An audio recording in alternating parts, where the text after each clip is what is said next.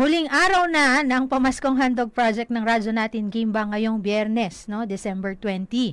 5 araw itong lumarga sa 32 baryo dito sa Gimba simula December 16, kung saan mahigit 1,500 na mga nanay at lola at mahigit 1,000 bata edad 5 hanggang 12 ang napasaya ng mga regalong daladala ng Pamaskong Handog Team mula sa mga partner sponsors ng radyo natin Gimba.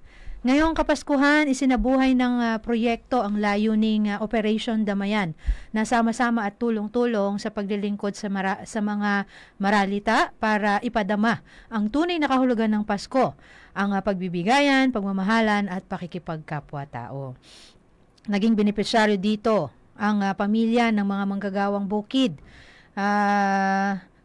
na sa kasalukuyan ay ramdam ang matinding kahirapan dahil sa tuloy-tuloy na pagtaas ng presyo ng mga bilihin, mababang kita at kawalan ng iba pang trabaho maliban sa pagtatanim ng palay tuwing cropping season.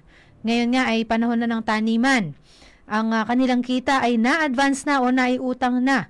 O yan po yung tinatawag na tampa sa mga taga-Gimba, alam po yan, bago pa man magsimula ang cropping season para magamit sa pang-araw-araw na gastusin.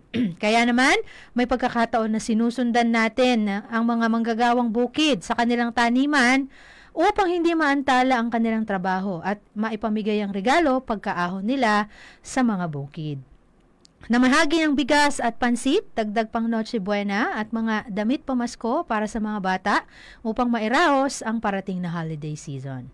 Naging katuwang ng radyo natin Gimba ang grupo ng Liga ng Manggagawang Bukid o LMB Gimba sa pamamahagi ng mga regalong ito.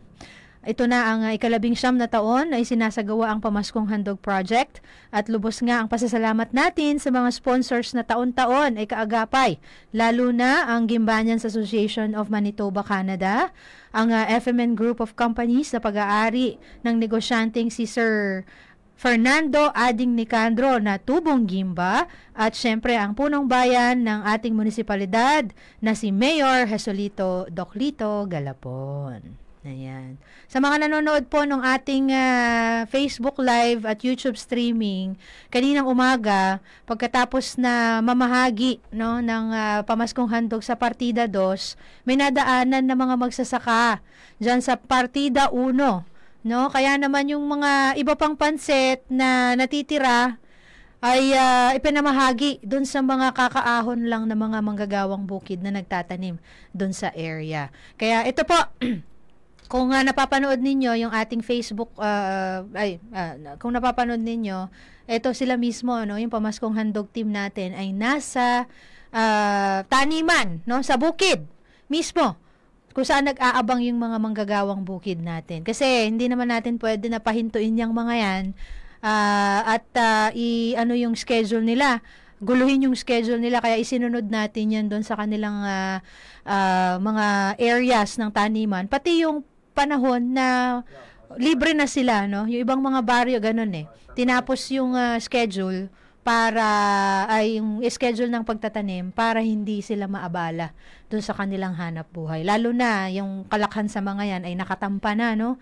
Ibig sabihin, obligado talaga sila na tapusin yung mga naka-assign o yung mga araw o mga lugar at palayan na dapat nilang tamnan kasi nakuha na nila yung bayad para dyan.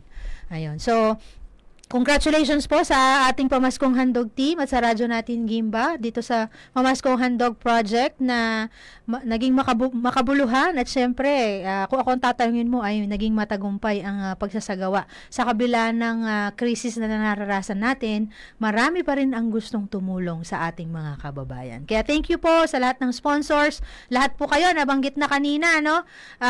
Ng ating kasama sa ating 10 a.m. program. At ngayon, magte-thank you na lang ako ulit at babatiin ko po kayo ng Merry Christmas at Happy New Year. Radio natin.